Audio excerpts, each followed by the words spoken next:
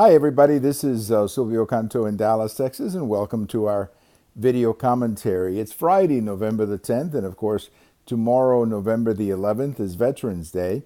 And I just want to take an opportunity to wish all the veterans a happy Veterans Day.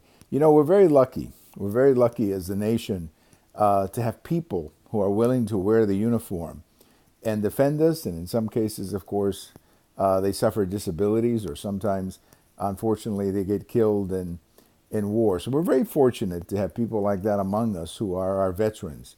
And so we say Happy Veterans Day. Thank you to all the veterans for their service. I had an opportunity this morning. I was going to do some research over at the library, and I was waiting for the library to open, and I noticed that there was like a little event going on next to the library, and there were several veterans there. They had some men from World War II who were there, many of them, of course, on wheelchairs and with walkers and so on. So I stepped over there and saluted some of them, said thank you for your service, and I hope everybody does that. This is one of the nice things about Veterans Day. You can go up to a veteran and say thank you for your service. It doesn't have to be a veteran from World War II. It can be somebody Afghanistan, Iraq, whatever it may be.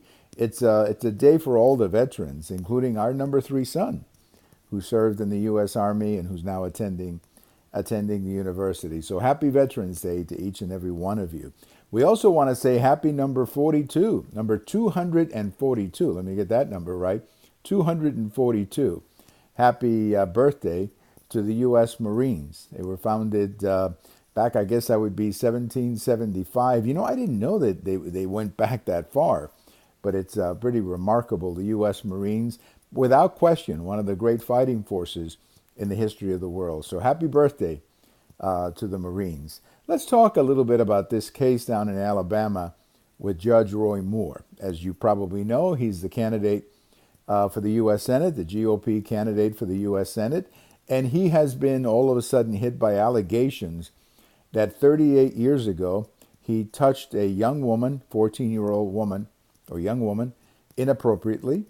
He was 32, I guess she was 14, and he touched her inappropriately, at least that's the allegation, and obviously that's become a bit of a scandal down there. Look, I obviously cannot support a man who would do that to a 14-year-old girl, so I'm very troubled by these allegations. But at the same time, it did happen 38 years ago, and this man has been in Alabama politics for all this time, and we had never heard before about these allegations. So, I mean, here they are 2 weeks before the elections, and all of a sudden this hits the newspapers. I don't know. I just think that maybe there's somebody out there who's trying to do the judge a little bit of harm. At the end of the day, though, this has to be settled by the judge and the people of Alabama. They're the ones who have to decide whether or not they want to stick with him.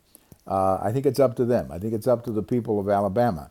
But I will say one thing, something that happened 38 years ago, and especially if there is no pattern of behavior like that over 38 years, you have to wonder sometimes how far back do you go, and how responsible you hold somebody for something that happened 38 years ago. Again, it's an allegation. We don't know anything more than that. I'm very troubled by the allegation, to say the least. But all of this coming out 2 weeks before the election, it also it makes me wonder a little bit just exactly what is going on. So it's up to the judge. He's going to have to decide himself if this is something he wants to fight. And then if he wants to fight it, it's up to the people of Alabama.